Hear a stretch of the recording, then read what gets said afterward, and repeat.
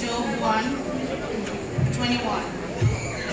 The Lord gave, and the Lord hath taken away. Blessed be the name of the Lord. Let the church say amen.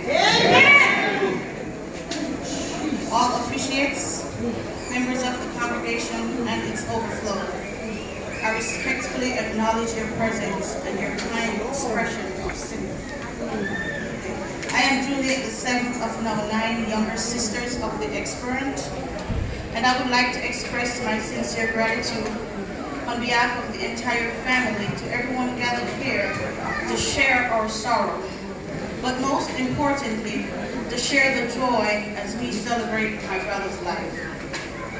The heartwarming ambience is an epitome of the many lives he had indelibly imprinted. The very best of words cannot pay tribute or truly capture this tangible sense of loss we are feeling today. It is so personal, and there is nothing in this world that could have fully prepared us for its arrival. 17 years ago, I eulogized my dad, and 10 months later, my second oldest sister. I did it an honor, and I was most obliged to share their memories. But just when I think the pangs of anguish had drawn its last breath, another wave swept in, and I'm forced to revisit the memories, the pain, the fear. 17 years later, I am presented with the same responsibility for my first and oldest brother. When I sat down to write of him, there were so many wonderful things I wanted to say, but I just could not fathom where to start. None of us has life by any stretch of the imagination easy, but this is by far the most difficult task I have had to undertake. It was neither a struggle with diction or penmanship, but the brokenness of losing someone who had a heart of gold, someone so jovial and so dear to me. Matthew 5 verse 4 says, "Blessed are those who mourn, for they shall be comforted."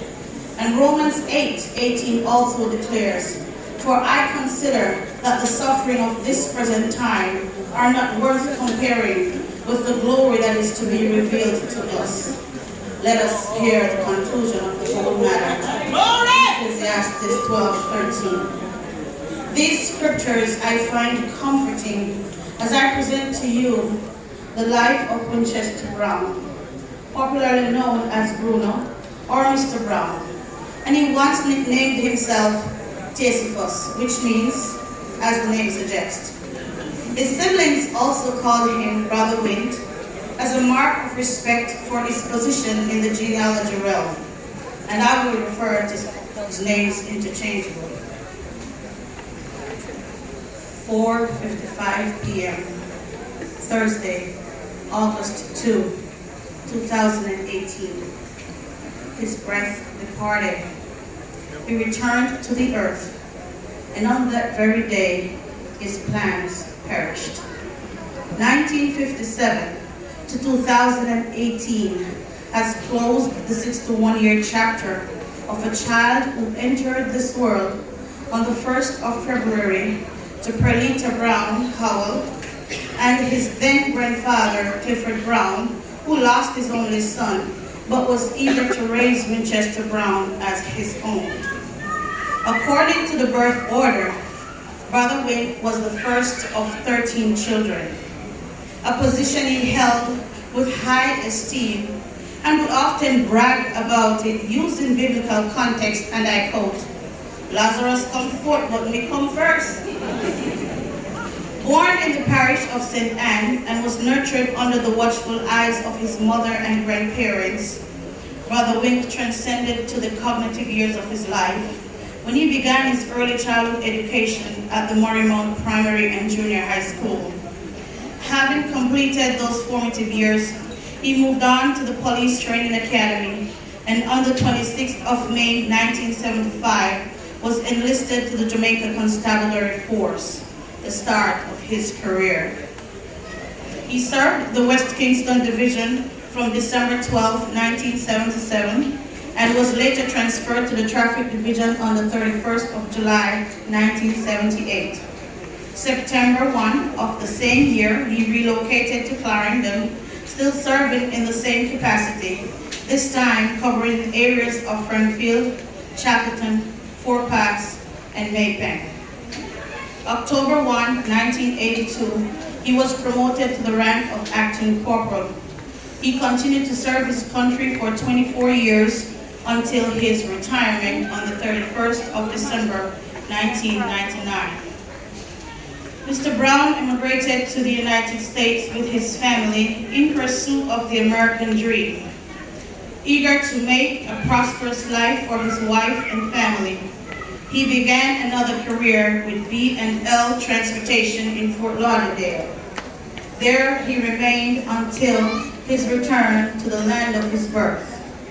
He continued his career to serve and protect, and was awarded a position with Alpha and Guardsman Security, respectively, until his decisions otherwise.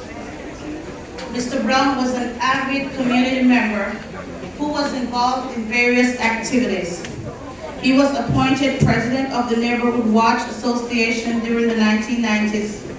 He was also a member of the Optimist Club of Clarendon and was awarded for his outstanding services during the administrative year 2001-2002. As an avid cricketer, he was the captain of the Mineralites cricket team and was also a professional umpire. He was the recipient of numerous accolades for his dedication to the sport. In the mid-1970s, Mr. Brown gazed into the Johnson's biological garden and picked the single rose named Carmen. With great admiration and a passion for her demeanor, Mr. Brown took her hand in marriage on the 31st of December, 1977. The union budded 5 stamen, namely Ian, Andrew, Winchester Jr., Alden, and Mary. He nurtured them in physical, financial, and spiritual growth, and was also their disciplinarian as they surrendered to the things of youth. Beyond the biological information and the career achievements, I would like to walk you through the hyperbole of memories personified by many valued and meaningful roles that exemplified his love, laughter, and his faith. To begin with, my brother was a family man. The love he had for his family was without boundaries. He was a devoted husband, father, father-in-law, grandfather, brother, brother-in-law, uncle, granduncle, nephew, son, cousin, and friend. My brother took all those roles to heart to honor, support, and guide his family. He was at his happiest moments when surrounded by family and friends, and you could bet he would be the center of any conversation relating to family talk, sport talk, Bible talk, woman talk, rum talk. Brother Wint was always present at every family function, including wedding, birthday, graduation, family reunion, and any other occasion that brings the family together. Our last event together was a celebration of our mother's 79th birthday in January of this year in Janesville. His devotion to his family was the foundation that defined and shaped who he was. While not boasting a university degree, Mr. Brown could in fact be described as a first-class graduate of the University of Life, as his life exemplified the characteristics of a noble qualities of human endeavor. To know him is to love him. The men looked up to him. The women adored him. He was highly respected as a husband, father, police officer, counselor, teacher, advisor, a friend.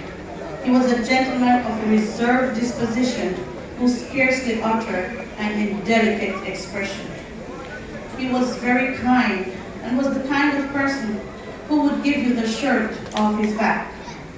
He was the father who cared not if the landlord put him on the streets, so long as his children got their Christmas toys and the rest of money for the rent was making another family happy.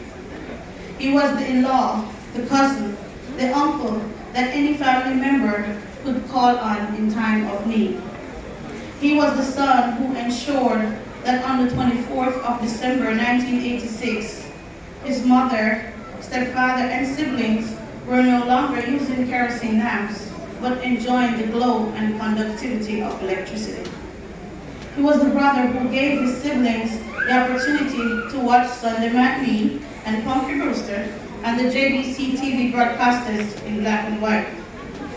He was the brother who bought us soda in the Deno and Geddes glass bottle, and when he didn't realize that I am one of his little sisters, shared mine with someone else and give me my portion in a cup. Yes, asked me the ball. He was the brother who would visit our school decked out in his police attire. He was the brother whose most expensive cologne you could walk away with, but you couldn't take away his sweet personality. He was the brother who would wait by the main entrance at the Denby Agricultural Showgrounds for the annual show to make sure his siblings get their tickets to get inside. He was the brother you wouldn't dare utter one negative word about in the earshot of his siblings, especially Jeanette. She was his partner in crime. He was the brother whose return to the motherland initiated our annual December 26th family reunion, a tradition we will continue to carry. Bruno lived a principled life underpinned by a strong sense of resilience. He never steps back from the challenges of waking up by 5 a.m. with his radio blasting on RJR as he stayed tuned to the news. He would discipline himself throughout, and by 6 p.m., no matter where he was and with whom, you would hear him answering, "Yes, yes, coming!" And when you ask, "Who's calling?" his response would be, "My bed." Though his friends were few, there were two infamous ones that he kept close to him. Wherever he went, they were with him. You could never tell them apart. You hardly see them, but they could easily be identified by their fragrance that fumigate the atmosphere from Appleton Estate in St. Elizabeth to the distillery in Spanish Town Road. Who could have been more faithful than Ray and his nephew? I could not complete this tribute without recognizing the importance of spirituality in his life. At an early age, he was baptized in water and the Holy Spirit. He was very involved in the church, using his talent in singing and ministry. As he grew older, his walk with God was impacted by the influences of the world. However, he continued to use his talent in singing at weddings and funerals and other functions. One of his favorite renditions was "This Old House," which prior to his departure, he requested that his brothers and sisters pay tribute to him at this very occasion. Brother Witt remained the picture of health with no major complaints until recent times, when failing health rearranged the trajectory of his life. He became severely ill, resulting in several visits to the emergency department. His conditions progressed to more acute stages until his timely passing at the Macon Hospital. As I mentioned earlier, he was very jovial. Bruno had a sense of humor that would transform the most adverse situation into an arena of laughter. Any encounter with Bruno would have you ROTF, DWL, and LOL. And to translate those millennium acronyms to the age of baby boomers, they mean you laugh so much you'll be rolling on the floor, or you just be dying with laughter. or just laughing out loud. I'm sure many of us can attest to that. He remained cheerful up to the time of his passing, making light of bad situations. When his last 2 visits to the hospital were impacted by unpleasant circumstances, such as waiting 24 hours for a bed. As delusional as he may have appeared, Mr. Brown was not having that. He got up, took up his bag, and began to walk out. And if I may revert to the vernacular, he retorted, "Yaga yard. Look all that big man down a stone par chair like no know so me a bed of yard. God says of no don't nail up the baby. Not spoil up the business."